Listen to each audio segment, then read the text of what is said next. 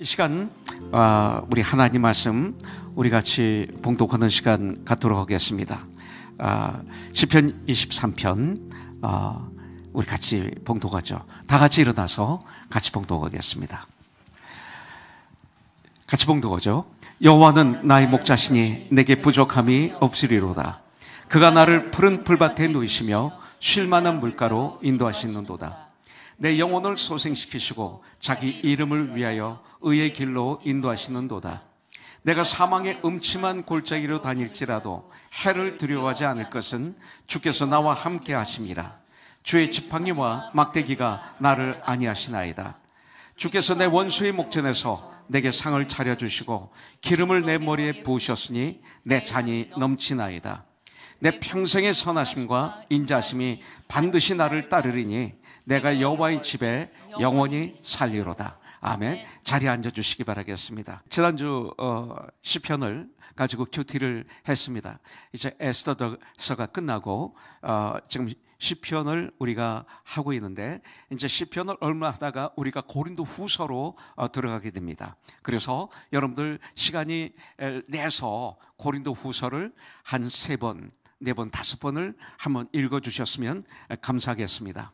사실은 이번 주에 오늘 시편 24편을 가지고 말씀을 전하려고 그랬는데 저도 모르게 시편 23편을 피하게 되더라고요. 너무나 유명한 말씀이라 피하게 됩니다. 요한복음을 우리가 큐티할 때 요한복음 3장 16절에 중요한 말씀이 나오죠. 하나님이 세상을 이처럼 사랑하사 독생자를 주셨으니 이는 그를 믿는 자마다 멸망치 않고 영생을 얻게 하려 하심이라. 너무나 알려진 말씀이라 사실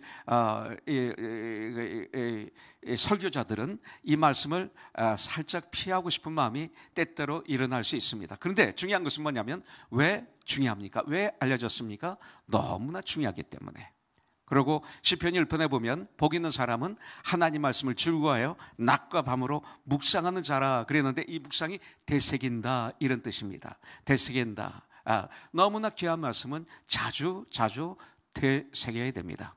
저는 시편을 하루에 5편을 읽는데 한 달은 영어로 읽고 한 달은 한국말로 읽습니다. 그래서 번갈아가며 읽는데, 그렇다고 제가 영어 잘하는 거 아니에요. 그러나 영어로 읽습니다.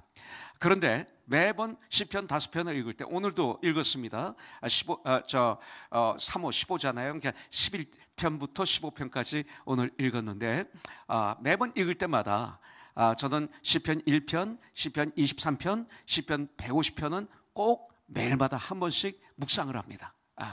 시편 1편과 150편은 시편의 출발하고 마무리 참 중요합니다. 그리고 중간에 시편 23편이 있죠. 그리고 시편 110편이 나오면 176절까지 있잖아요. 가장 성경에서 길기 때문에 이 말씀이 나오면 좀 부담감이 있을지 몰라요. 제가 과거에 그랬어요. 과거에는 부담이 들었는데 어느 날부터 왜 이렇게 긴 절이 있어요? 중요하니까. 아주 중요하니까. 특별히 시편 119편은 말씀의 장이잖아요. 매 절마다 하나님 말씀이 다 들어가 있어요. 그래서 말씀의 장에, 그래서 성경에 보면 중간을 딱 피면 시편 110편이 펴지는 거죠.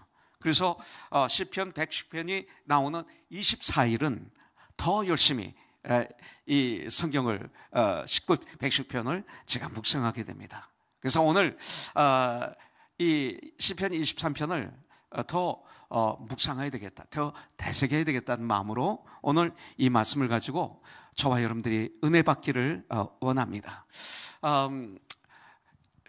사람들은 안전하고 평안한 삶을 다 원합니다. 그래서 우리가 기도할 때 아마 그것이 들어가게 될지 모릅니다. 그러나 성경은 좀 그렇지 않죠. 또 많은 사람들이 원하는 이 평안이나 이 안전을 사실은 많은 분들이 누리지 못하고 있습니다. 누리지 못해요. 로마서 14장 17절에 보면 천국은 먹고 마시는 것이 아니라, 음식의 문제에 대해서 말씀하고 있다가 먹고 마시는 것이 아니라 의와 희락과 화평이다, 평강이다 이렇게 말씀하고 있잖아요. 평안이다 이렇게 말씀하고 있어요. 그런데 이것을 정작 누리는 분은 많지 않다는 거죠. 이 하나님이 주시는 이 평강, 평안, 주님이 부활하셔서 첫 번째로 하신 말씀이 너에게 평강이 있을지어다. 너무나 중요하니까 이 말씀을 하셨어요. 그런데 그 말씀대로 이 평안을 누리지 못하는 이유가 많이 있겠지만, 평안을 누리지 못하는 이유 중에 가장 큰 이유 중에 하나가 바로 염려라고 성경은 말씀하고 있어요. 염려 때문에 그렇습니다.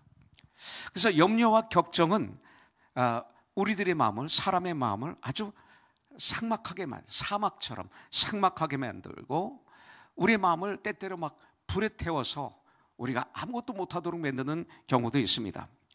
우리의 삶의 뼈를 마르게 하는 무서운 질병이 성경은 바로 염려, 걱정, 근심이라고 말씀하고 있습니다. 그렇다면 이 걱정이란 말은 뜻이 뭘까요? 마음이 둘로 갈라져 있다, 이런 뜻입니다. 내 마음이 둘로 갈라져 있는 것입니다. 또 염려라는 뜻 중에 하나는 물어뜯다라는 이런 뜻도 있다고 성경은 사전에서는 얘기하고 있고, 성경 사전에서 말하고 있는 것을 볼 수가 있습니다. 그래서 이 걱정과 염려라는 질병에 걸리면 여러분들 그 육신적으로 또 영적으로 힘과 기능을 잃게 됩니다. 물론 사도 바울처럼 주님이 일을 하다가 병에 걸리는 경우가 있습니다. 그런데 대체적으로 많은 질병이 바로 여기서 오게 된다는 거죠. 그래서 잠언서에서도 마음의 기쁨은 양약이야, good medicine이라고 그랬어요. 그러나 마음의 근심은 뼈를 썩게 한다, 이렇게 성경은 우리에게 말씀하고 있죠. 이 염려는 우리의 삶 가운데 무기력증에 빠지게 만드는 것이 바로 염려에서 오는 열매라고 말하고 있습니다. 그래서 현대인의 이 질병 중 많은 퍼센테이지가 뭐냐면 염려와 근심, 걱정과 같은 정신적인 원인으로 일어나는 것이라고 말하고 있습니다. 여기서 나오는 거예요. 그렇다면 우리는 다 이길 수 있는데, 그래서 영적으로는 뭐예요? 영적으로는 하나님을 100% 믿지 못할 때, 하나님을 100% 신뢰하지 못할 때 일어나는 현상, 이게 염려입니다. 주님을 100% 믿게 되면 염려가 우리에게서 떠나게 되는 거죠.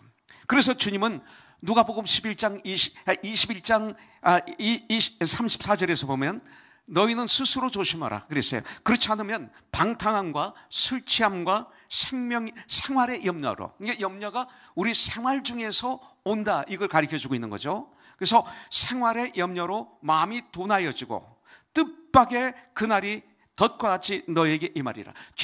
어느 날 죽음이 갑자기 우리에게 임하리라. 이런 말씀이 있습니다. 요한복음 14장 1절에 보면 너희는 마음에 근심하지 말라. 하나님을 믿으니 또 나를 믿으라. 마음에 근심하지 말라, 이것만 보면 안 되죠. 그 다음에 보니까 하나님을 믿으니 또 나를 믿으라. 하나님을 믿을 때 염려하지 않게 된다, 바로 이런 말씀을 우리에게 주는 거죠. 그 외에도 성경에 보면 염려하지 말라는 말씀이 성경에 가득 차 있습니다. 베드로전서 5장 7절에 보면 너 염려를 다 주께 맡겨라 그랬어요. 주님께 맡겨라, 주님께 드려라 그랬어요. 그러면 이 말이 좀 안 되는 것 같죠? 어떻게 우리가 그런 걸 주님께 드릴 수 있습니까? 아니에요. 주님께 드려라, 주님께 맡겨라. 좀 이걸 더 강하게 표현하면 주님께 던져드리라, 이 소리도 가능합니다. 그래서 이걸 주님이 기뻐하시는 거예요. 이는 그가 너희를 돌보십니다. 그러니까 염려가 올 때마다 이걸 주님께 맡기는 훈련을 하라. 염려하지 말라 그러면서, 그러나 지금도 우리 마음에 무엇인가 염려하는 마음이 있을 것입니다. 염려가 있죠, 여러분들? 가지고 있죠? 내가 가지고 있어요. 꼭 붙잡고 있어요. 아주 중요한 것을 지금 내가 넣어놨어요. 버려야 되는데 안 버리고 있어요. 고집을 부리고 있는 거죠. 이런 염려들이 저와 여러분들에게 있는 거예요. 주님은 나에게 맡기라고 말씀하셨지만 안 맡기고 있는 거예요. 그에게는 결국 믿음이 없다 이거예요. 나를 믿으니, 하나님을 믿으니 또 나를 믿으라. 이게 다 연결이 되는 것을 볼 수가 있어요. 그렇다면 어떻게 하면 이 생활의 염려와 근심을 내가 털어버릴 수 있을까? 이겁니다. 나에게서 떠나게 할 수 있을까? 바로 시편 23편에서 다윗의 삶의 고백으로 인해서 우리들에게 이 답을 알려주고 있는 것을 볼 수가 있어요. 다윗은 그가 당했던 그 고난과 환난, 어느 누구의 고난보다, 그 환난보다 심했습니다. 엄청난 어려움을 겪고 있는 상황 속에서 이 시편의 기도를, 찬양을 하나님께 올려드린 거예요. 여러분들, 다윗은 믿음으로 그런 엄청난 고난을 뚫고 나온 것입니다. 승리한 것입니다. 고난, 염려, 걱정, 근심에서 뚫고 나왔다. 이것을 승리라고 합니다. 오늘 우리는 다윗과 함께 하셨던 하나님은 어떤 하나님이신지, 그리고 나에게는 어떻게 하나님께서 역사하시는지 우리가 시편 23편을 통해서 배운다면 이 한 주는 승리의 삶을 우리가 살게 될 줄 분명히 믿습니다. 첫째는 다윗은 여호와는 나의 목자이시다라고 확실하게 믿었어요. 아직 이 마음에 각인을 시켰습니다. 1절에 보면 여호와는 나의 목자시니 내게 부족함이 없으리로다 그랬어요. The Lord is my shepherd, I shall not be want. 여러분들, 참 중요해요. 부모님이 나를 낳는 거 본 사람 아무도 없어요. 증명할 수가 없어요. 부모님이 나를 낳은 것 어떻게 증명해요? 얼굴이 닮았다, 행동이 비슷하다, 발가락이 닮았다, 어떤 분은 이렇게 얘기를 합니다. 근데 보지를 못했는데 100% 믿습니다. 100% 믿어요. 안 보고 이렇게 믿어요. 그런데 그거보다도 더 믿어야 될 게 뭐예요? 여호와는 나의 목자시니. 결국 그 이상으로 내가 부모님을 안 보고도 100%, 120% 믿는 것처럼 하나님은 나의 목자시고 나는 양이다. 이걸 우리가 믿어야 돼요. 예수를 믿으면 이걸 믿어야 돼요. 성경이 인간을 묘사할 때 가장 많이 사용하고 있는 그 표현 중 하나가 뭐냐면 양으로예요. 하나님의 사람들을 양으로 묘사하고 있습니다. 가만히 보면 우리는 다 양과 같습니다. 양은 어떻게 돼요? 양은 문제가 많습니다. 양은 혼자 살 수 없습니다. 목자가 있어야 양은 살 수 있어요. 이게 양의 특징이에요. 양은 같이 있어야 돼요. 양은 자기를 지킬 수 있는 방법이 없어요. 누가 지켜줘야 하면 돼요. 양은 너무나 연약한 존재입니다. 양이 깨끗해 보이지만 너무나 쉽게 더러워질 수 있는 게 양입니다. 또 양은 방향 감각이 없습니다. 근시안입니다. 그렇기 때문에 가면서도 내가 어디로 가는지 모르는 게 양입니다. 양은 집을 잃어버리면 자기 힘으로는 절대로 집을 찾아오지 못하는 게 양의 특징입니다. 양은 먹을 것이 어디에 있는지도 분별하지 못합니다. 이게 양입니다. 그러나 양의 이런 모든 문제는 딱 하나만 있으면 완벽하게 해결이 됩니다. 그것은 뭐예요? 참된 선한 목자만 있으면 됩니다. 여러분들, 목자가 곁에 있으면 그 선한 목자라면 양을 보호해 줍니다. 선한 목자는 양이 더러워지면 씻어줍니다. 선한 목자는 양이 목마르 하면 그 물가를 인도합니다. 선한 목자는 양이 배고파할 때 푸른 초장으로 인도해 줍니다. 필요한 거 있으면 채워줍니다. 그리고 먹여주고 마시게 합니다. 어디로? 푸른 초장으로 인도합니다. 그림이 참 아름답죠? 실 많은 물가로 인도해 줍니다. 선한 목자는.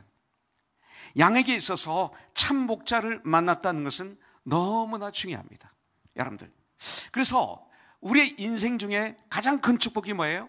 선한 목자 대신 예수님을 만나는 것, 그 이상으로 중요한 것 없습니다. 사실은 이것이 제일 중요합니다.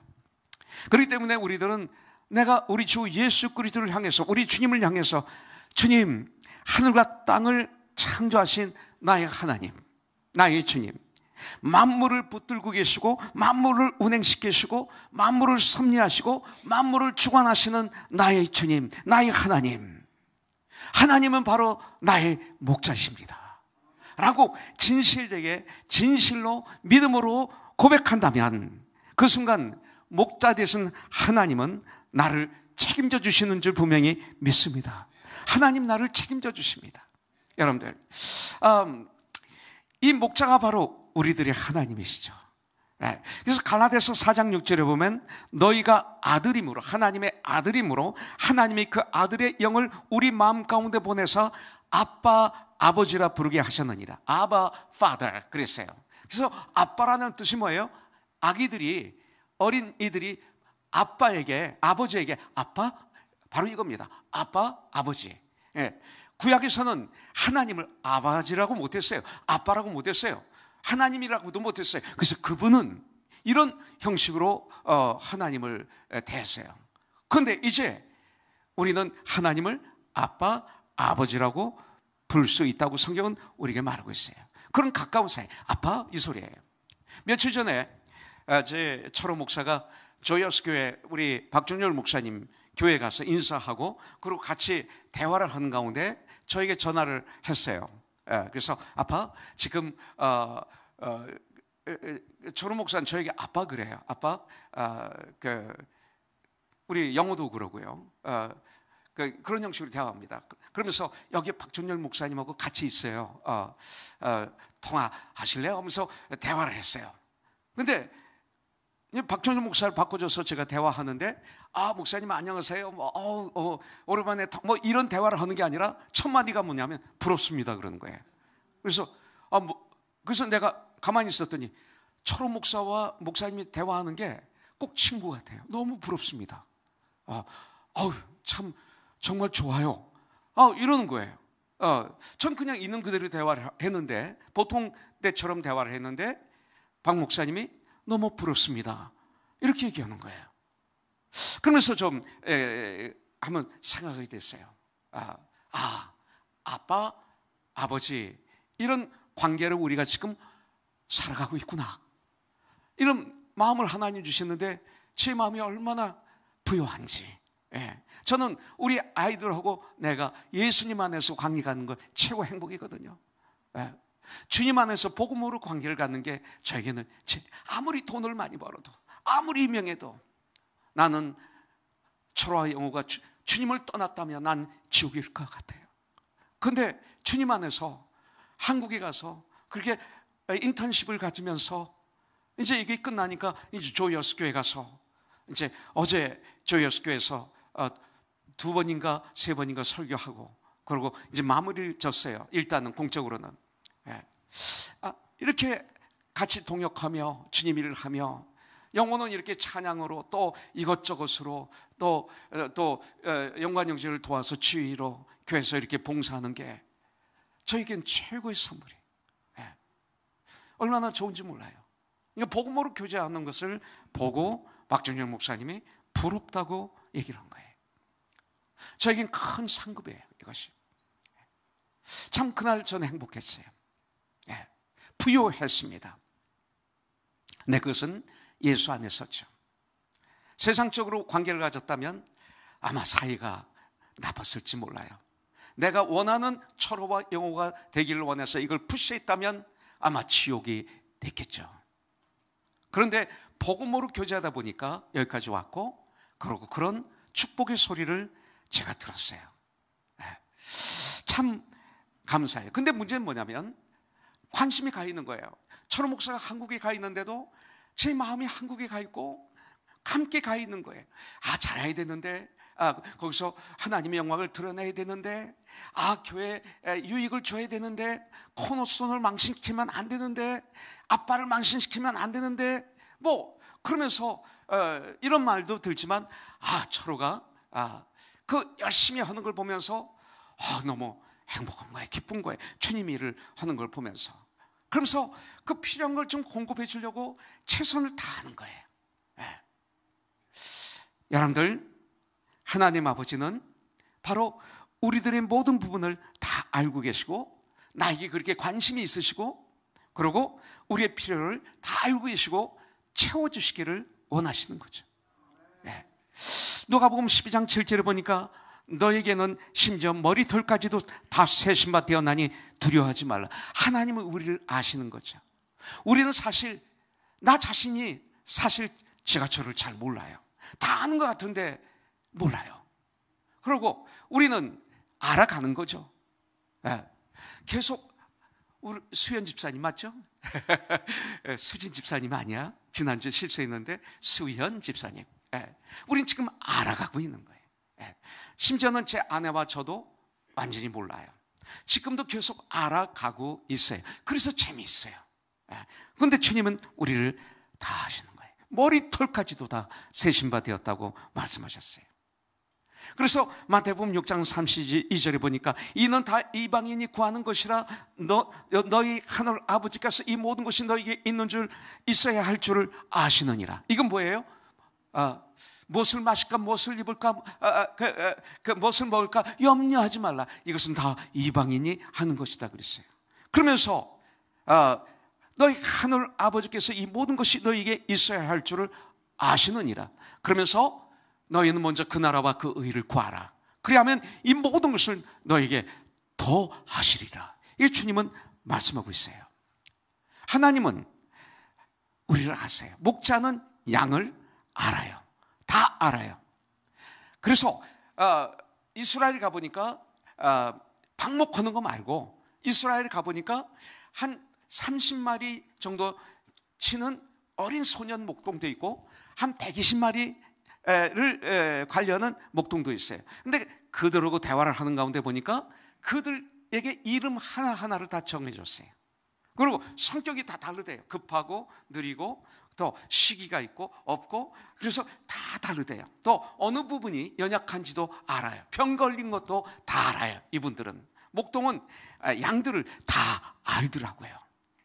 여러분들, 참 목자이신 주님은 저와 여러분들에 대해서 모든 것을 다 정확하게 알고 있어요. 그리고 목자 되신 우리 주님은 우리를 푸른 초장에 누이시고 쉴 만한 물가로 인도하시기를 원하고 계세요. 우리가 참 목자 되신 예수님을 진실을 믿고 그리고 알고 순종하고 따르기만 한다면 여러분들, 우리의 삶은 완전히 달라질 거예요. 바로 주님이 우리를 돌보시기 때문에 그렇습니다. 푸른 초장에 누이시고 쉴 만한 물가로 인도하시는 거죠. 마태복음 7장 7절부터 8절에 보면 구하라 그러면 주실 것이요, 찾으라 그러면 찾을 것이요, 문을 두드리라 그러면 너희에게 열릴 것이니 구하는 이마다 얻을 것이요, 찾는 이가 찾을 것이요, 두드리는 이에게 열릴 것이니라 하면서 9절부터 11절에 보면 너희 중에 누가 아들이 떡을 달라 하면 돌을 주며 생선을 달라 하면 뱀을 줄 사람이 어디 있겠느냐. 너희가 악한 자라도 좋은 것으로 자식에게 줄 알거든. 하물며 하늘에 계신 너희 아버지께서 구하는 자에게 좋은 것으로 주시지 않겠느냐. 주님은 이렇게 약속하셨어요. 주님은 약속하셨는데 주님의 돌보심을 막는 것이 뭐예요? 그 약속하신 말씀이 이루어지는 것을 막는 것이 바로 의심이에요. 의심. 그리고 염려와 근심인 것이에요. 이것이 바로 이것을 막고 있는 거예요. 그러면 두 번째, 다윗은 하나님은 나의 목자시기 때문에 나를 인도하시는 목자시다. 목자이신데 하나님이 어떤 목자이시냐? 나를 인도하시는 하나님이시다. 이것을 확실하게 믿었어요. 나를 인도하시는 여호와 하나님, 나의 목자. 그래서 2절부터 3절에 보면 그가 나를 푸른 풀밭에 누이시며 쉴 만한 물가로 인도하시노도다. 내 영혼을 소생시키시고 자기 이름을 위하여 의의 길로 인도하시는도다. 이렇게 말씀하고 있어요. 인도하시는도다, 쉴 만한 물가로 인도하시고 인도하시는도다, 의의 길로 인도하시는도다. 하나님만이. 양이 목자를 인도하는 것이 아니라 목자가 양을 인도하는 거예요. 여러분들, 신문, 유튜브, 어떤 세상의 책이 우리를 인도하는 것이 아니라 성경이 나를 인도하시는 거예요. 선한 목자는 양들을 위험한 곳, 고통스러운 곳으로 인도하지 않아요. 선한 목자는 푸른 초장으로 쉴 만한 물가로 인도하는 거예요. 선한 목자는 양의 습성과 양의 체질적인 약함을 다 알고 있습니다. 뿐만 아니라 양이 좋아하는 것과 필요하는 것들, 이것들을 다 알고 있습니다. 그래서 목자가 양을 인도하는 곳은 어디예요? 다른 데 아닙니다. 사막이 아닙니다. 사막이 사실은 푸른 초장이었을지도 몰라요. 여러분들, 푸른 초장과 쉴 만한 물가입니다. 여러분, 광야에서 40년 이스라엘 백성들이 애굽에서 출애굽을 해서 광야에서 40년을 지냈어요. 그런데 첫 번째 하신 게 뭐예요? 낮에는 구름기둥, 밤에는 불기둥으로 그들을 인도하셨어요. 그래서 구름기둥이 그냥 있으면 가만히 있어요. 근데 구름기둥이 움직이면 그 구름기둥을 따라서 이스라엘 백성들이 움직였어요. 이게 뭡니까? 애굽에서 종살이했던 그때의 습성을 바꿔주는 거예요. 바꿔주는데 첫 번째 훈련이 뭐예요? 구름이 그냥 있으면 가만히 있어야 돼요. 구름이 움직이면 그 움직임대로 떠나야 돼요. 주님이 서라 하면 서고 가라 하면 가는 이 훈련을 해야만이 되는 거예요. 이것을 우리에게 시킨 거죠. 선한 목자가 시킨 거예요. 광야 학교였지, 축복의 자리였지, 여기가 저주의 자리가 아니었던 거예요. 주님의 사람으로 계속 세워지는 천국의 학교였기 때문에 이것도 푸른 초장이고 쉴 만한 물가라고 성경은 말하고 있어요. 바로 그렇습니다. 이곳은 양에게 있어서 가장 편안하고 안전하고 풍성한 생활의 터전이었어요. 구름기둥에 서 있으면 그 자리에 있으면 가장 편해요. 움직이면 같이 움직일 때 가장 편한 거예요. 평상시에는 푸른 초장으로, 그리고 목마를 때는 쉴 만한 물가로 인도하시는 선한 나의 목자.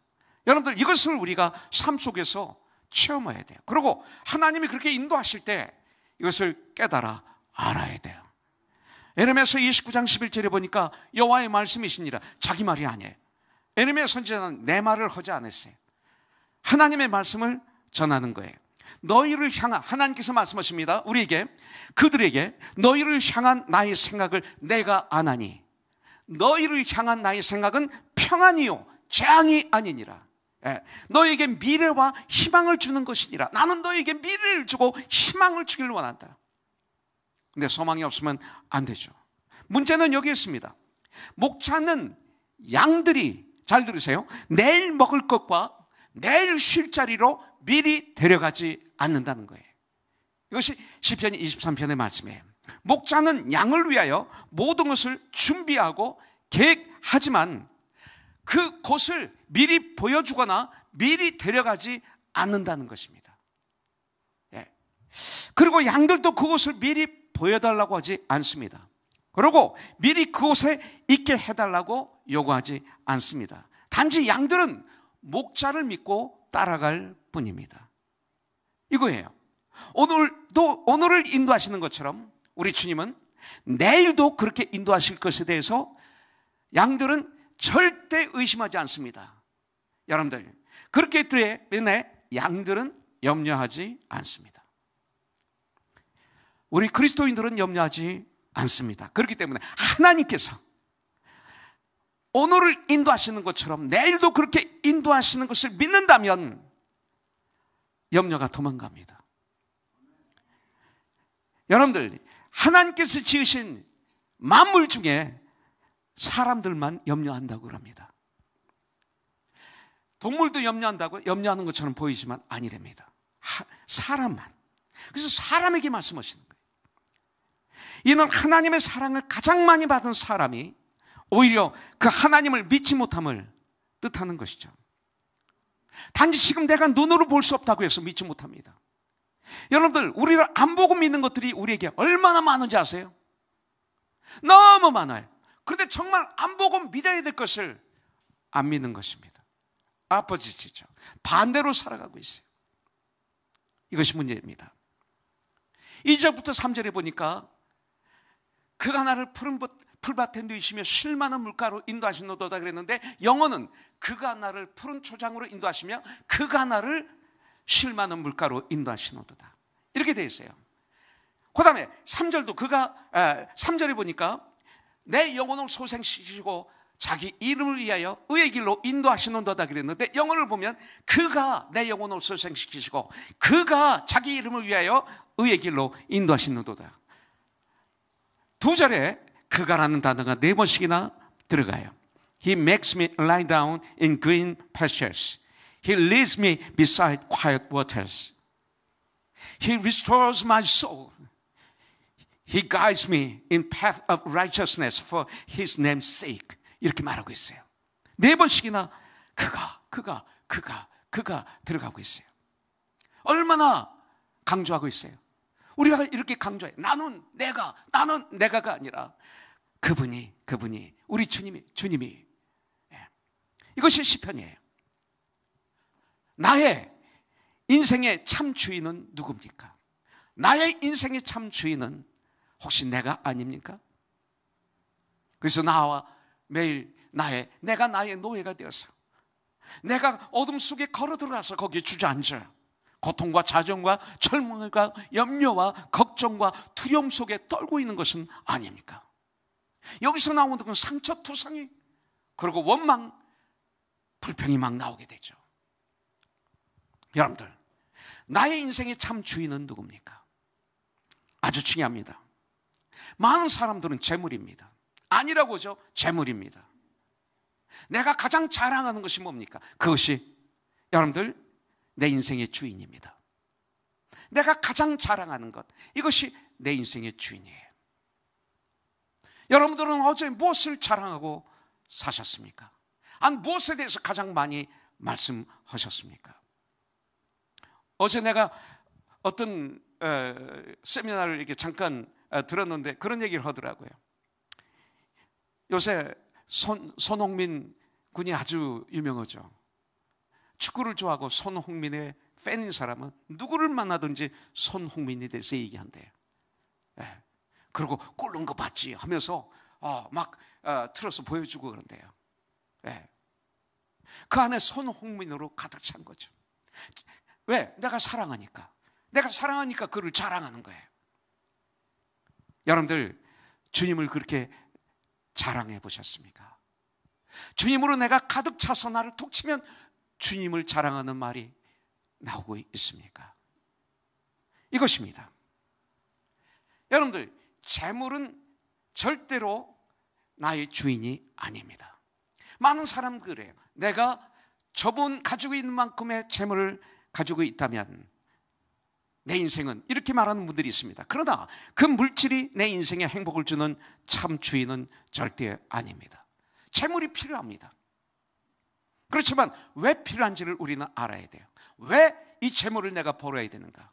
내가 이 재물을 가져야 될 이유가 뭔가를 알아야 될 때, 우리는 재물을 부릴 수가 있고 재물을 통해서 주의 은혜를 끼칠 수가 있습니다. 정말 행운으로 복권에 당첨되어 우리가 상상할 수 없을 만큼 어마어마한 돈을 받은 사람들의 대부분은 어떻게 됐어요? 신문에 보셨죠? 가정이 깨졌어요. 그리고 마약에 중독 걸리고 음란에 빠지게 되고 도박에 중독 걸리고, 어떤 이는 그의 마지막이 감옥이 되는 인생을 망친 분들의 스토리가 너무나 많아요. 여러분들, 값없이 우리가 그냥 공짜로 이렇게 손에 잡힐 때의 그 열매입니다. 그래서 공짜를 좋아하면 안 되죠. 그래서 성경은 일하기 싫으면 먹지도 말라고 말씀하고 있는 거죠. 물론 믿음 때문에 가난하게 될 때가 있어요. 아주 귀한 분들인데 그때는 교회가 그분들을 섬겼죠. 2000년 전에 보니까. 그러나 많은 경우는 그렇게 됐어요. 여러분들, 하나님이 내 인생의 길에 참 목자가 되어주시고 그리고 나를 인도하신다면, 나의 인생을 우리 주님이 책임져 주신다면 여기에 뭐가 더 필요할까요? 이게 시편 23편이에요. 나에게 부족함이 없으리로다. 하나님을 나의 목자로 온전히 신뢰할 수만 있다면 우리들의 두려움과 염려 속에서 참 자유케 되는 것이죠. 무엇이 더 필요해요? 저는 7월 1일이 제 결혼 기념일입니다. 올해가 37주년이 됐어요. 37주년. 저는 7월 1일 하면 저희 삶을 이렇게 되돌아봤습니다.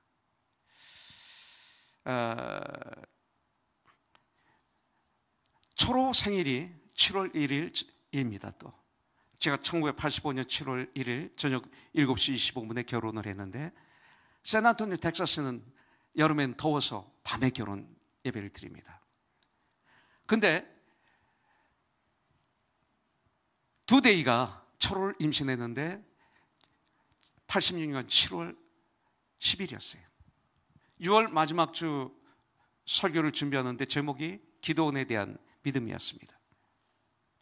새벽 2시, 3시까지 말씀을 묵상하며 준비를 하는 가운데 나도 모르게 무릎을 꿇고 기도하기를, 내가 목사가 주님이 정말 내가 이 초로가 두 데이가 7월 10일인데 제 결혼한 7월 1일 날 태어나게 하시면 주님이 나를 목사로 택한 줄 믿고 죽으면 죽으리다 주님이 하겠습니다.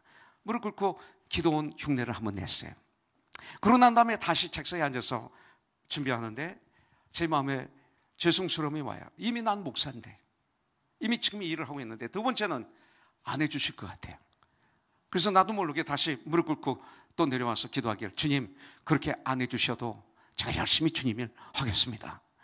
그리고 다시 이제 준비를 해가지고 주일날 이 얘기를 했더니 성도들이 가르르 웃었어요. 아마 그때 이영복 장로도, 이화선 집사도, 권사도 있었을 거예요. 그런데 놀랍게도 7월 1일 날, 그것도 저녁 7시 25분에 초로가 자연분만으로 태어났어요. 같은 달이라고 해도 참 우연히 이거다 이렇게 할지 모르겠어요. 같은 달 같은 일이 돼도 우연이야, 100만 분의 1 확률이야 했을지도 모르겠어요. 근데 같은 시간 같은 분에 이 땅에 초로 목사가 태어나니까 머리가 쓰고 막 소름이 끼치고 내 가슴이 폭발할 것 같아요. 시편 이사야서 43장 1절부터 3절이 내 가슴밖에 각인이 되는 거예요. 너는 내 것이다. 내가 너를 선택했다. 네가 강을 건널 때 내가 너와 함께하리라. 강물이 너를 침몰치 못하리라. 불꽃이 너를 사르지도 못하리라. 나는 여호와 내 하나님이라.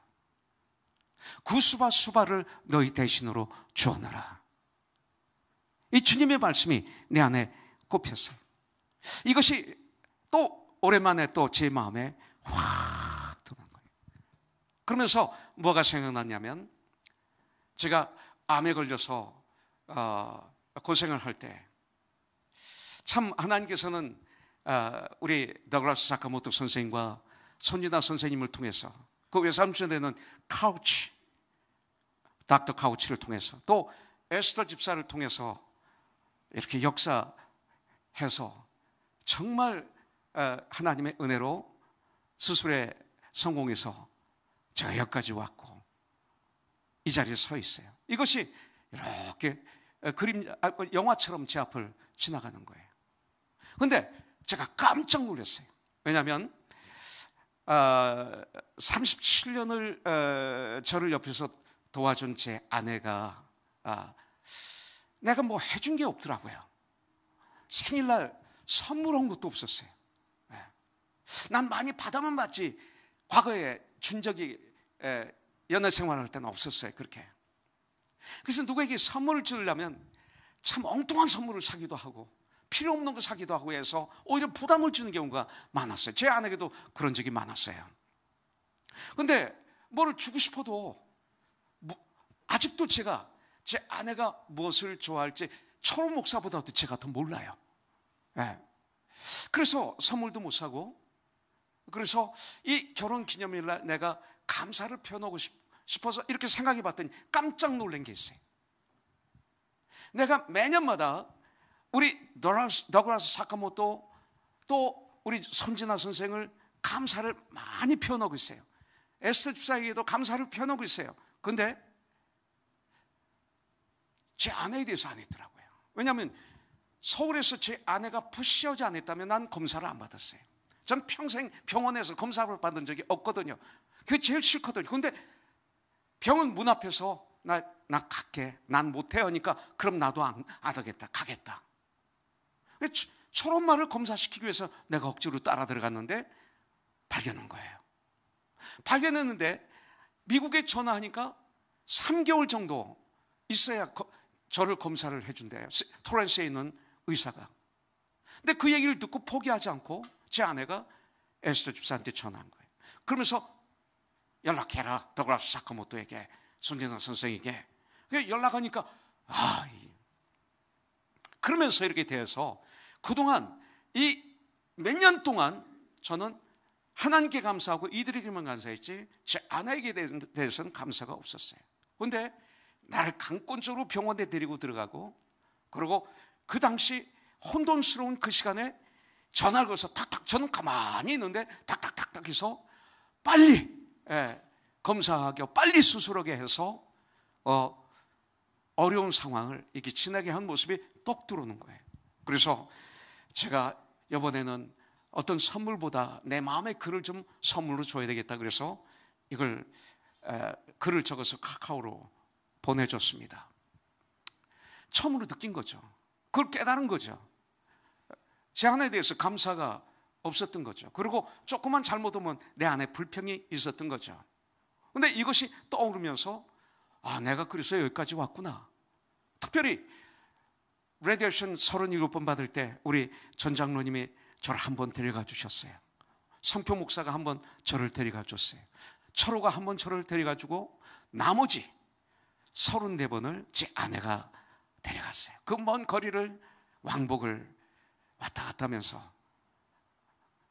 건강한 음식으로 나를 차려주고, 팬데믹 기간에도 한 달에 한 번 아니면 세 달에 한 번 병원을 꼭 갔어요.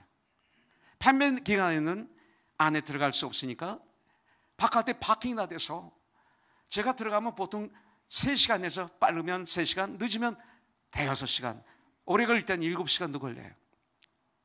그 시간을 파킹이 돼서 있어요. 그러다가 나 나왔어 전화하면 바로 거기 있으라고, 내가 차를 가지고 갈 거라고. 그래서 저를 실어서 정말 가만히 생각하니까 이거 제 안에 감사함이 없었구나. 정말 그래서 이 진정한 감사를 제가 마음으로 고맙다는 표현을 거진 처음으로 제 아내에게 글을 써서 보냈어요. 그러고 나니까 제 마음이 부여해지는 거예요. 감사를 내가 아는 순간 내 안에 부요함이 임하고 평안이 임하고 하나님의 은혜가 가득 차더라고요. 감사는 낮은 사람이 할 수 있더라고요. 교만하면 감사를 못 하더라고요. 교만하면 나를 자랑하죠. 교만하면 남들이 나에게 잘못한 것만 기억하죠. 근데 감사하니까 상대방이 나에게 베풀었던 것들이 떠오르는 거예요. 제 안에 지금 이런 엄청난 아픔이 있었 몇 년 후에야 이것이 이제 깨달은 거예요. 목사지만 이 말씀을 묵상하는 가운데 더 깊이 참하게 되는 거죠. 이 하나님에 대한 감사가 있으면요, 부요함이에요, 여러분들. 자, 그런데 참된 자유란 무엇일까요? 두려움에서의 자유예요. 두려움에 나에게 두려움이, 여호와는 나의 목자시니 나에게 두려움이 없다 이거예요. 내가 4절에 보니까 내가 사망의 음침한 골짜기로 다닐지라도 해를 두려워하지 않을 것은 여호와께서 나와 함께 하심이라. 주의 지팡이와 막대기가 나를 안위하시나이다. evil, 악을 해를 내가 해 받을 것을, 이 태행이 아니라 내가 해함을 받는 것에 대해서 두려워하지 않을 것은 주님께서 나와 함께 하심이라 그랬어요. 여러분들, 우리가 정말 두려워해야 할 것은 눈에 보이는 현실보다는 생각을 통해서 우리 안에 살짝 들어온 이 두려움이 더 무섭다는 걸 알아야 돼요. 왜냐하면 우리가 한번 두려움이라는 것을 내가 빠져버리면 우리 지성이 마비돼요. 우리의 감성이 마비돼요. 우리의 의지를, 우리의 판단력을 다 마비시켜버려요, 이 두려움이. 그래서 아무것도 할 수 없도록 우리를 아주 무기력하게 만드는 것이 두려움이라는 무서운 질병입니다. 그렇기 때문에 두려움은 아주 무섭고 아주 무서운 암보다 더 무서운 질병 중에 하나가 두려움이라고 볼 수가 있어요. 그렇기 때문에 우리는 이 두려움은 미래에 대한 두려움이거든요. 그렇기 때문에 우리는 이것을 알아야 돼. 어느 맹인이 간증할 때 이런 간증을 했어요. 사람들이 맹인인 나를 인도할 때, 어느 목적지 가려면 인도해 주잖아요. 도와줄 때, 저기 100m 앞에 뭐가 있다고 말하지 않습니다. 단지 바로 앞에 있는 것, 앞에 지금 물이 있습니다, 지금 바로 그 앞에 계단이 있습니다 라고 말합니다. 나를 인도하시는 분을, 나를 인도하는 그분을 내가 믿고 그분이 말하는 대로 순종해서 한 걸음씩 한 걸음씩 걸음을 옮기기만 하면 나를 인도하시는 그분이 진실한 사람일 때, 온전한 인도자일 때 내가 원하는 목적지에 도착하게 됩니다. 여러분들, 하나님이 우리를 인도하시는 방법도 똑같은 거죠. 하나님은 앞으로 10년 후를, 5년 후를, 20년 후 우리로 알지 못하게 하십니다. 아니, 우리는 내일 일도 모릅니다. 하나님께 믿음으로 순종하면서 바로 이 순간을, 바로 지금 이 순간을 주님의 인도하심을 믿고 그 하나님 말씀에 순종하면서 한 발 걸어가면 하나님은 내일을 인도해 주셔서 마침내 나를 하나님의 약속하신 우리의 본향 천국, 우리의 집, 영원한 집에 도착하게 해 주실 줄 믿습니다. 여러분들, 시편 119편 105절에 이런 말씀이 있어요. 주의 말씀은 내 팔의 등이요 내 길의 빛이니이다. 여러분들, 이 등이 멀리 비칩니까? 아닙니다. 지금은 발달해서 100m도 비칠 수가 있고 1000m도 비칠 수가 있지만 2000년 당시에 이 등불이라는 것은 바로 앞만 비춰줍니다. 바로 앞만 비치는 거예요. 이게 저 멀리 안 보입니다. 여기만 보입니다. 이게 등이에요. 하나님 말씀이 바로 나의 지금만 비춰줄 수 있는 등불이 바로 하나님 말씀인 것이죠. 여러분들, 하나님께서는 우리의 삶을 하루하루 한 걸음씩 한 걸음씩 인도하십니다. 내일의 것을 미리 알려주지 않습니다. 그래서 주님은 마태복음 6장 34절에 보니까 그러므로 내일 일을 염려하지 말라. 내일 일은 내일 염려할 것이요 한날의 괴로움은 그날로 족하니라. 이렇게 말씀하고 있어요. 빌립보서 4장 6절부터 7절, 우리를 정말 힘을 주는 말씀이죠. 아무것도 염려하지 말고 다만 모든 일에 기도와 간구로 너희 구할 것을 감사함으로 하나님께 아뢰라. 그래야만 모든 지각에 뛰어나신 하나님의 평강이 그리스도 예수 안에서 너희 마음과 너희 생각을 지키시리라 약속하고 있어요. 하나님은 저와 여러분들을 절대로 버리지 않습니다. 왜냐하면 우리가 하나님의 자녀이기 때문에 그렇습니다. 제가 우리 교회 성도님들 보면 자녀들에게 대해서 눈이 떨어지지를 않아요. 계속 자녀에게 눈이 가 있습니다. 자녀들이 아프니까 굉장히 아파하고, 자녀들이 좋은 대학 가면 기뻐하고, 자녀들이 잘 되면 그렇게 기뻐하고, 눈이 그들에게서 떠나지 않아요. 저도 마찬가지. 한 달 동안 한국에 가 있는 이 철호 목사, 그렇다고 해서 또 우리 영호를 제가 안 보면 안 되죠. 영호는 방에 문을 닫고 있어도 제 마음은 그 안에 들어가 있어요. 지금 우리 영호가 뭐 하지? 정말이에요. 그리고 제가 이 소금물을 매일 먹습니다. 이상호 집사가 소금을 공급해 주시는데 노아노 목사가 이걸 먹으라고 그래서 소금물을 매일마다 먹는데 제가 영호방에 살짝 문을 열고 갖다 주고 와요. 나만 혼자 먹으려니까 안 되겠어요. 주고 오는 거죠. 또 주일날은 나만 먹으니까 걸려요. 누가? 성표 목사가 걸려요. 성표 목사를 주일만 제가 만들어서 섬겨줍니다. 이렇게 벌써 오래됐죠. 그러면서 이렇게 섬깁니다. 성표는 제 영적인 아들이니까. 한국에 가 있는 철호가 제 마음에 들어와 있어요. 지금 일어났을까? 지금 잠들었을까? 허리가 아프다고 하는데 어떨까? 제 마음에 가 있어요. 내 아들이기 때문에. 하나님의 우리는 자녀입니다. 내가 철호 목사나 우리 영호에게 가 있는 건 아무것도 아닙니다. 하나님의 저와 여러분들에 대한 관심은 대단하십니다. 우리를 버리지 않습니다.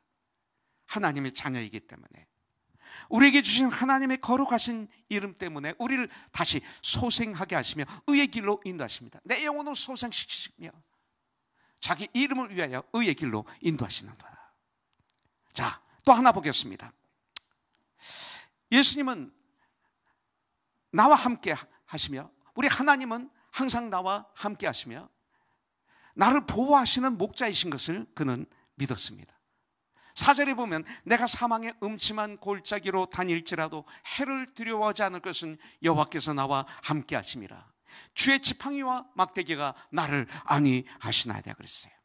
이 말은 뭐예요? 때때로 우리는 사망의 음침한 골짜기를 지날 때가 있다는 것입니다. 사망의 섀도우, 그림자가 있는 골짜기. 이것은 뭐 삶의 현장에서 오는 고난을 얘기하는 거죠. 환난, 어려움의 골짜기, 질병의 골짜기. 지금 김재희 집사님이 얼마나 기도를 많이 하겠어요. 7월 8일 날 폐암을 수술합니다. 아, 수술해, 힘들겠다, 아프겠다. 우린 그 정도로 생각하지만 본인은 얼마나 사망의 음침한 골짜기일까요? 질병의 골짜기, 불의의 사고라는 골짜기, 음침한 골짜기 걸어갈 때가 있습니다. 특별히 연세가 많으신 분들은 문득 거울을 보면서 이렇게 하실 거예요. 아, 내가 늙어가고 있구나. 죽음이 가까이 오고 있구나. 이 모든 것 죽음의 그림자들이라고 볼 수가 있죠. 그때 두려움이 잘못하면 슬쩍 들어오는 거예요. 아, 내가 늙어가고 있구나, 죽음이 가까워 오고 있구나 하면서 그 다음 생각이 슬쩍 나에게 들어올 수가 있죠. 마귀는 그 틈을 절대로 놓치지 않죠. 그런데 다윗은 어떻게 두려워하지 않을 수 있었습니까? 바로 그때마다 주께서 나와 함께 하심이라. 주께서 나와 함께 하심이라. 이거예요. 주께서. 여러분들의 기도가, 제가 아플 때, 아, 우리 주님이 나와 함께 하실 뿐만 아니라 우리 형제자매들이 나를 위해서 기도하시지. 함께하는 이거는요 대단한 파워예요. 박편전 전사, 또 우리 김주혜 집사, 또 우리가 아플 때마다 기도하는데 이거는요 대단한 메디슨, 최고의 굿 메디슨이에요. 마음의 기쁨은 굿 메디슨이라고 있거든요. 이걸 하나님이 여러분들을 통해서 저에게 주셨던 거예요. 위로를 주시고 힘을 주시고 나와 함께하고 있구나, 성도들이 나를 위해서 기도하고 있구나. 이것이 저를 살렸고 앞으로도 살릴 거예요. 이제 곧 레저션을 제가 받게 됐는데, 하나님이 나와 함께 하시고 여러분들이 나와 함께 하신다는 이 믿음이 내 안에 있을 때는 놀라운 이 안에 기적이 저에게 일어날 줄 분명히 믿습니다. 여러분들, 주님이 나와 함께 하심이라. 그리고 나의 형제자매들이 주 안에서 나와 함께 하심이라. 주님이 함께 하심을 믿었기 때문에 시편 23편 1절에 보니까 하나님은 나의 목자라고 다윗은 고백하고 있어요.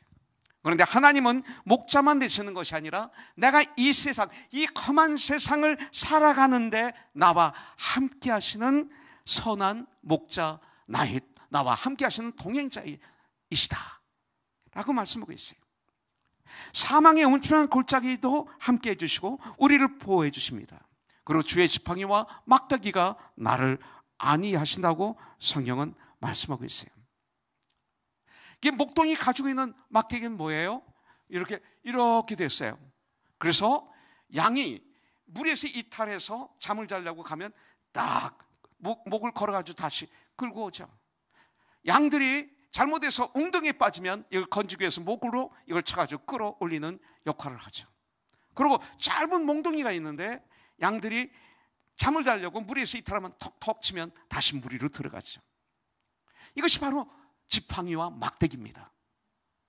주의 지팡이와 막대기를 나를 안위하신다고 말씀하겠어요.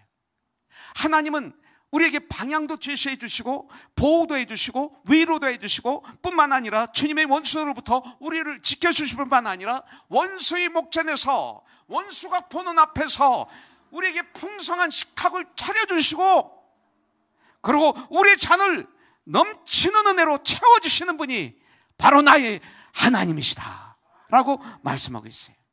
하나님이 주시는 이 축복, 성도의 삶은 예수 믿고 죄 용서함 받고 천국 가는 거 당연하죠. 그러나 그거 말고 더 있어요. 요한복음 10장 10절에 보니까 도둑이 오는 것은 도둑질하고 죽이고 멸망시키려는 것뿐이요 내가 온 것은 양으로 생명을 얻고 더 풍성히 얻게 하려는 것이라. 이 삶을 우리는 놓치지 마세요. 더 풍성히 얻게 하려 하십니다. 생명을 얻게 하고 거기서 끝나는 것이 아니라 그 다음에 더 풍성히 얻게 하려는 것이, 풍성한 삶 여러분들 사세요. 우리가 거절한 거예요. 시기, 질투, 교만, 나의 생각, 나의 고집 때문에 풍성함을, 삶을 살도록 하시기를 원하는데 내가 이걸 거부하고 있는 거예요. 여러분들 요한복음 10장 11절에 보니까 주님은 나는 선한 목자라, 선한 목자는 양들을 위하여 목숨을 버리느니라. 십자가에서 양들을 위해서 목숨을 버려 주셨습니다. 시편을 통해서 우리에게 알려주신 축복이 뭐예요? 1편부터 150편까지 죽음에서의 자유입니다. 죽음에서의 자유. 우리가 이 세상을 살아가면서 이 세상 모든 것에서 자유한다 해도 만약 죽음에서 자유하지 못한다면 우리는 아직도 자유자가 아니에요. 죽음의 저주가 아담 이후로 지금까지 살고 있는 모든 사람 위에 왕노릇하고 있어요. 죽음에서 벗어날 수 있는 사람은 아무도 없어요. 다 죽어야 돼요. 그렇다면 우리는 어떻게 죽음에서 자유함을 얻을 수 있나요? 바로 고린도후서 5장 1절에 바울은 이렇게 말합니다. 만일 땅에 있는 우리의 장막점이 무너지면, 죽으면 하나님께서 지으신 집 곧 손으로 지은 것이 아니요 하늘에 있는 영원한 집이 우리에게 있는 줄 아느니라 말씀하고 있어요. 우리 송시현 자매 송돈준 형제가 집을 샀어요. 요 앞에 걸어가면 10분, 차 타고 가면 3분. 네, 가까워요. 저한테 와서 살짝 얘기할 때 성도들이 집이 없는 분들이 있으니까 미안해서 발표는 못하지만 와서 저에게 살짝 얘기했는데, 목사님 집 샀어요. 네, 엄마가 좀 도와주셔서 이렇게 집을 샀어요 하는데 그 표정이 지금도 아주 생생해요. 본인은 모를 거예요. 환해지면서 좋아가지고 은근히 자랑도 하고 내한테. 예, 예. 아직 집에 못 가봤어요. 예. 아마 다 고치고 저를 초청하려고 하는지 모르겠어요. 그 기대, 그 기쁨, 그 소망, 천국이 그런 곳입니다. 천국은 우리가 고장난 집, 이 세상 아니라 새로운 집, 영원히 무너지지 않는 집, 그것이 천국에서 우리를 기다리고 있어요. 여러분들 요한복음 14장 6절에 보면 예수께서 이르시되 내가 곧 길이요 진리요 생명이니 나로 말만 잠고는 천국에 올 자가 없다라고 말씀하셨어요. 죽음을 이길 수 있는 유일한 길, 바로 천국에 갈 수 있는 유일한 통로인 예수님을 진정 나의 주인으로 구세주로 이 시간 모셔드리는 거예요. 로마서 8장 38절부터 39절에 보니까 내가 확신하노니 사망이나 생명이나 천사들이나 권세자들이나 현재일이나 장래일이나 능력이나 높음이나 깊음이나 다른 어떤 피조물이라도 우리를 우리 주 그리스도 예수 안에 있는 하나님의 사랑에서 끊을 수 없으리라고 말하고 있어요. 여러분들 우리 인간관계 시간으로 보면 여러 종류가 있어요. 한 번 만나고 헤어지는 관계 있죠? 그리고 몇 번 만나고 헤어지는 관계 있습니다. 한 달, 한 1년, 그리고 몇 년 함께 지내다가 헤어지는 관계도 있습니다. 그런데 어떤 관계는 평생 이어지는 관계가 있어요. 여러분들 관계가 끊어지는 것이 저에겐 가장 큰 슬픔입니다. 저는 관계가 가장 큰 저에겐 재산이거든요. 우리 주님과 나와의 관계 최고의 재산, 주 안에서 맺어진 이 아름다운 형제 자매들의 관계, 물론 제 아내, 제 아들들 있어요. 그러면서 동시에 여러분들과 맺어진 이 아름다운 관계는 저에겐 최고의 재산이거든요. 나는 매일마다 기도합니다. 우리들과 맺어진 이 관계 아름답게 계속 이어지기를 원합니다. 그래서 우리 교회가 로마서 16장 같은 교회가 되기를 원합니다. 기쁨과 슬픔을 같이 나누고 천국에 도착할 때까지 함께 손에 손을 잡고, 비록 어떤 때는 오해가 있고 어떤 때는 힘을 들고 어떤 때는 싸우기도 하고 그러지만 주 안에서 이 사랑의 관계가 되는 것, 그래서 함께 천국까지 마지막 꼬린까지 같이 걸어가는 이 관계가 되는 것이 목사로서 저희 소원입니다. 그 날마다 하는 저희 기도입니다. 그 중에 가장 중요한 게 하나님과의 관계죠. 하나님 우리에게 약속하셨어요. 세상 끝날 때까지 너와 함께 있으리라. 있을 뿐만 아니라 푸른 초장으로 인도하시고 쉴 만한 물가로 인도하시는 것이죠. 그런데 이런 찬양을 하나님께 다윗이 올려드리지만 다윗의 일생 중에 가장 최악의 순간이 바로 이 순간이라고 성경은 말하고 있습니다. 그런 중에서도 다윗은 자신을 인도하시는 하나님을 철저히 의지하였고, 그리고 하나님은 그의 목자가 돼 주신 것이죠. 마지막으로 보면 시편 23편을 끝내면서 6절에서 마지막 뭐라고 말씀하고 있어요? 이렇게 말씀하고 있어요. 내 평생의 선하심과 인자심이 반드시 나를 따르니, 내 평생에 내가 여호와의 집에 영원히 살리로다. 영원히 살아요. 평생에 영원히 두게 나. 이것이 바울의 고백입니다. 우리의 인간관계는 시간으로 보면 여러 가지 종류가 있다고 아까 말씀드렸어요. 그런데 다윗은 이 시편을 끝내면서 찬양하기를, 고백하기를 하나님과 자신의 관계가 평생 관계다. 그 다음에 그것이 더 발전해서 영원한 관계임을 고백하면서 시편은 끝내고 있습니다. 여러분들, 평생 관계가 돼야 돼요. 이것이 안 되면 안 됩니다. 우리가 주님을 믿는데 이 평생 관계를 가지면 주님과 다음에 저절로 들어가는 그 관계가 뭐냐면 영원한 관계로 발전합니다. 내가 여호와의 집에 영원히 살리로다. I shall dwell in the house of the Lord forever. 이렇게 말하고 있습니다. 평생 관계는 영원한 관계로 이어집니다. 세상의 관계는 이 세상에서 끝납니다. 아무리 사랑하던 사람이라도 세상을 떠나면 그 관계는 끝나는 것입니다. 이것이 세상 관계. 그러나 하나님과의 관계는 영원합니다. 여호와의 집에 영원히 거하리라. 거하게 되는 것입니다. 우리가 이 땅에서 하나님과 평생 관계를 맺으면, 이 땅에서 평생 관계를 맺은 사람에 한해서 이거예요. 하나님은 우리를 영원한 천국으로 인도하셔서 그곳에서 영원을 누리게 하신다, 이거예요. 평생 관계를 가지십시오. 그러면 우리를 하나님은 죽음이라는 다리를 건너서 하나님과 영원한 관계로, 영생을 얻는 관계로 천국에서 이루어 주실 줄 분명히 믿습니다. 기도하겠습니다. 하나님 감사합니다. 여호와는 나의 목자시니 내게 부족함이 없으리로다. 나에게 부족함이 없는 비결을 배웠습니다. 주님, 여호와가 진정 나의 목자가 되게 하여 주셔서 감사합니다. 다윗처럼 고백하면서 천국까지 좌로나 오르나 흔들리지 않고 주님의 보좌를 바라보며 주님의 뜻을 바라보며 주님의 말씀으로 기도로 무장해서 천국까지 평생 주님과의 삶이 관계가 죽음의 다리를 건너뛰어서 영원한 관계, 영생의 관계, 나의 본향으로 들어가는 축복이 있는 우리 코너스톤이 되게 하여 주시옵소서. 예수님의 이름으로 기도합니다. 너희는 가만히 있어. 너희는 가만히 있어.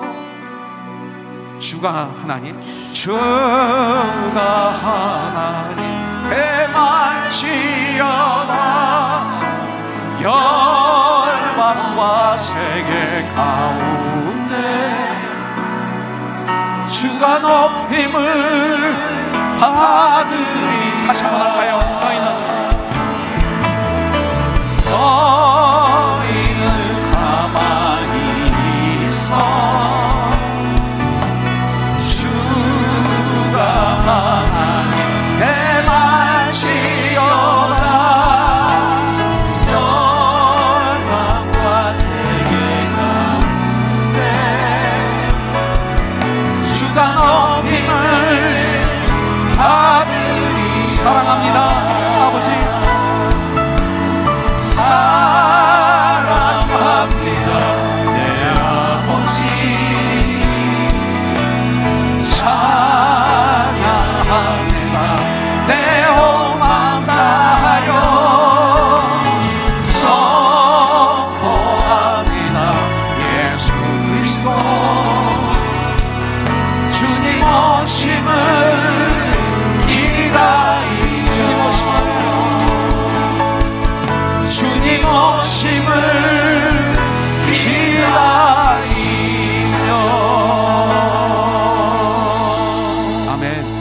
할렐루야. 주님 감사합니다. 저희들 오늘 시편 23편을 허락해 주셔서 감사합니다. 여호와는 나의 목자시니 나에게 부족함이 없으리로다. 이 한 주 동안 삶의 현장에서 이 말씀이 살아서 역사하여 주셔서 우리가 평안과 은혜가 차고 넘치는 복 있는 사람들 다 되게 하여 주시옵소서. 이제는 우리 주 예수 그리스도의 무한하신 은혜와 하나님 아버지의 극진하신 사랑과 성령님의 감동 감화 역사심이 이렇게 신령과 진정으로 예배를 드리고 이제 세상을 향해서 나가는 하나님의 귀한 아들 딸 위에 이 한 주간도 항상 함께 하여 주셨기를 예수님의 이름으로 축복하며 기도드립니다. 아멘. 살아계신 주 나의 참된 소망